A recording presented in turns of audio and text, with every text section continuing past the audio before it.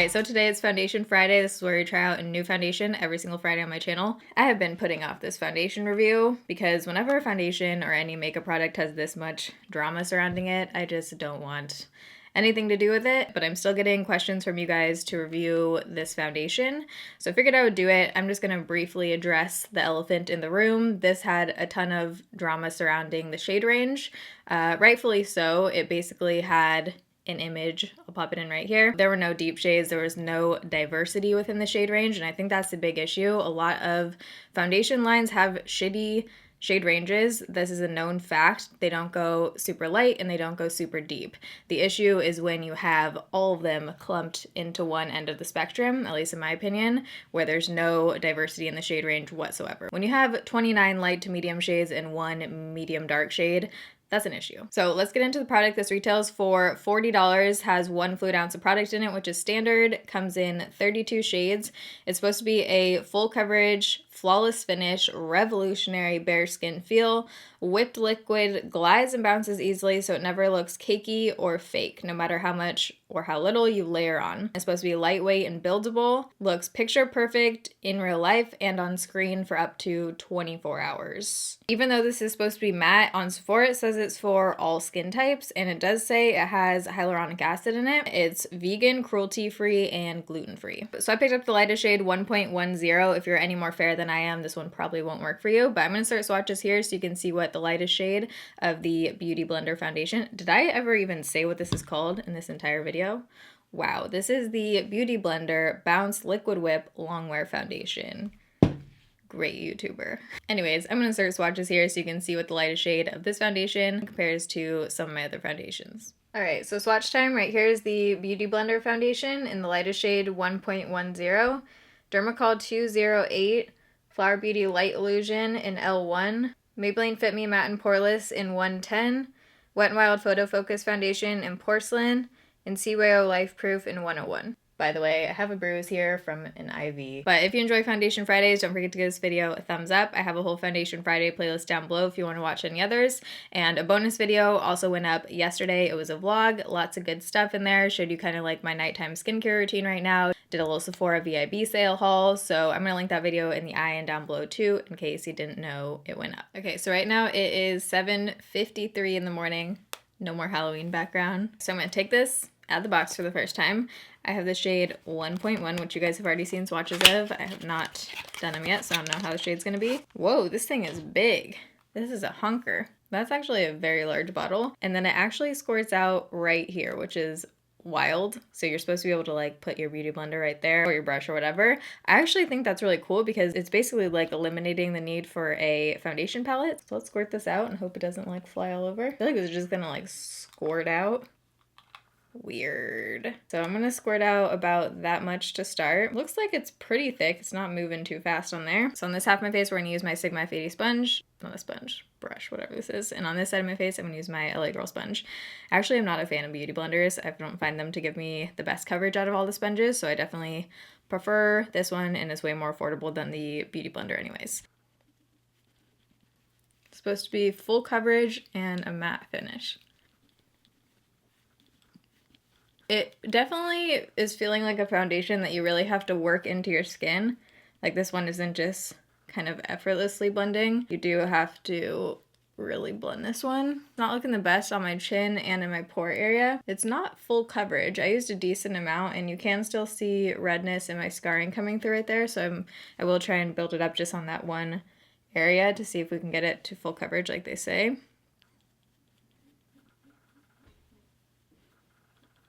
Considering this was made by Beauty Blender, I would hope that this applies better with a sponge, you know? I'm getting a lot of separation right on between my eyebrows right there on my forehead. It's just looking a bit dry and separated in more areas than I usually get that. Let me turn it down. Okay, there we go. Hope it goes better with a sponge. I do have a little bit out still, but I'm gonna just squirt a tiny bit more. I like the no palette thing, I must say. I cut myself with a little tinkle razor earlier, so that's what that is.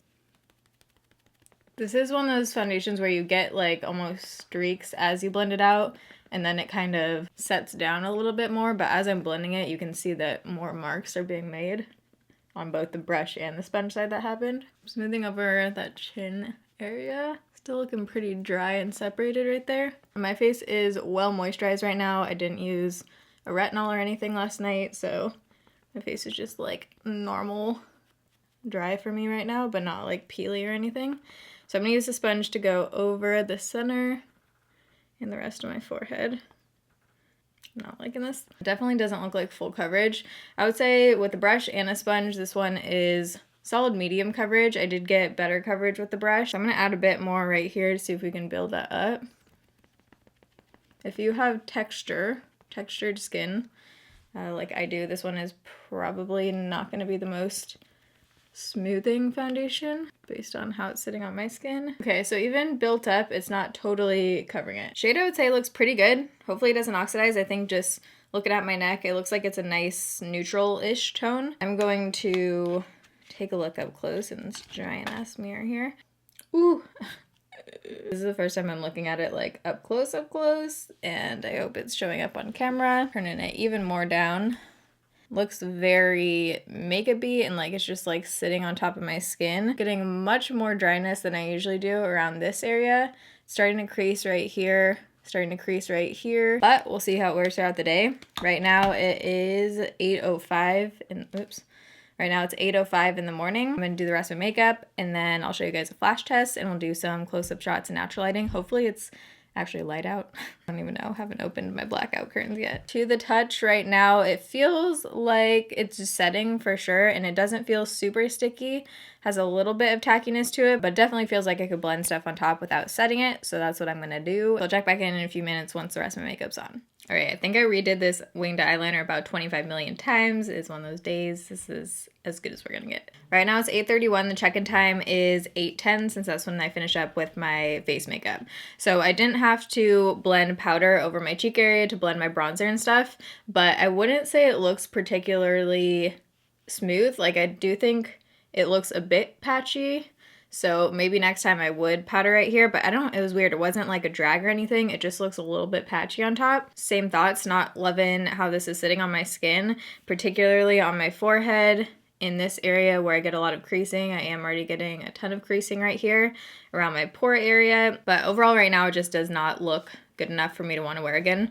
So I'm going to tell you what's on the rest of my face. I tried out a new bronzer. This is the Marc Jacobs Fantastic Omega Bronze, new to me. I think it's a little bit too orangey for my skin tone. I had to really like blend this out to make it work. I love this highlighter. I've been using this a shit ton. This is the ColourPop Smoke and Whistles. And my blush is the Sigma blush palette. I just went in with the shade Pinkin. Where's Petal Metal? That doesn't even exist. I went in with this shade, Tiger Lily, and then mixed it with Pinkin right there. For my eyeshadows, I just did a super basic look because I'm going to pick up a foster dog today, so I didn't want to do like a full-on smoky eye, but I'm headed over there right after this. I'm so excited. You guys will see her probably later when I pick her up. So I just went in with the Violet Voss Pro eyeshadow palette. This is in Taupe Notch, and I just went in with Elite, the lightest shade here, and Taupe. This palette I got off of Hot Look for like half price. I'll leave a link for Hot Look down below, but it's where I get a lot of makeup, clothes, shoes, house things. It's like Nordstrom Rack's flash sale site. Oh, lips. And then I put on the collab lip liner and see-through MAC Influentially It Powder Kiss lipstick. And then I topped it off with my Buxom lip gloss. This is in the shade Sandy. And that is everything on my face right now. So I'm going to show you guys a clip in natural lighting and we'll go do a flash test. All right, so we are in natural lighting. I'm sitting on the floor here. It just looks like patchy. It just doesn't look like together. So that is the forehead situation. It's emphasizing every ounce of texture, wrinkle, separation. And then down here, already getting pretty intense creasing. Around my nose doesn't look great. On my chin area doesn't look great. Why did it just get hella bright? Just not looking too hot right now, but let's do a flash test. And the description did say it's supposed to look good on camera. My face looks overall a bit lighter. I don't think there's no flashback in this. I don't think it particularly looks good in flash. Yeah. By the way, there's also a giveaway in today's video, so I'm gonna have the rules down below, but it's gonna be on Instagram. So if you guys wanna win all of this stuff, you can go enter on my Instagram. It's just the Taylor. But here's what one of you guys will be winning: the Morphe 8S highlighting palette, the Drunk Elephant Virgin Marula Oil, Drunk Elephant Face Wash, BH Cosmetics Royal Fair Eyeshadow Palette, Morphe Metallic Heat, Melted Metallic by Too Faced, a little Bite Beauty Holiday Trio, the Agave lip treatment thing, Physicians Formula Eyeshadow Palette, Urban Decay Vice Lipstick, and then 6 of these Morphe Metallic lips. So if you want to enter, head to Instagram, go follow the rules on the post. You'll see an image that looks like this, and you can go enter there. I know. It's okay. Oh, look at the face. All right, we've got construction going on and a whiny little puppy. We just went on a long walk, but she's a little whiner, but she's so sweet. Her name is Love. She's from Seattle Humane. She's getting, oh, hi, cute girl. She's getting surgery in a couple weeks, so I have her until she gets surgery, but she is so sweet. But sorry about the noise. So it's now 1:12 in the afternoon, so it's been on for 5 hours. And it's looking the same except a little, what? It's basically looking the same except a little bit more matte now. So I'm gonna zoom in. It's looking pretty, just kind of a little bit cakey and makeup-y, and I'm definitely getting creasing. Here's my forehead. Yeah, it's definitely looking pretty dry. I don't mind a matte finish if it looks smoothing and just like skin, but this is not one of those on my skin. So this is how it's looking at 5 hours. I'll check back in with you guys at the end of the night. All right, so it's now 5:19, so I'm ending this about an hour early, so it's been on for 9 hours because I need to go shower. I'm going to wash off my face and redo my makeup because I'm not feeling how it looks. I feel like there's not a whole lot more I can say about it at this point, but the big thing is just my forehead. It just is making my forehead look a bit older. Like, it's just emphasizing everything. It looks almost oily in certain parts and then like super dry in other parts. Around my pores and around here, I just really don't like how it looks still. So for me personally, this one was a thumbs down, didn't really work out, but might wear totally different on your skin. If you have oily skin, might look completely different.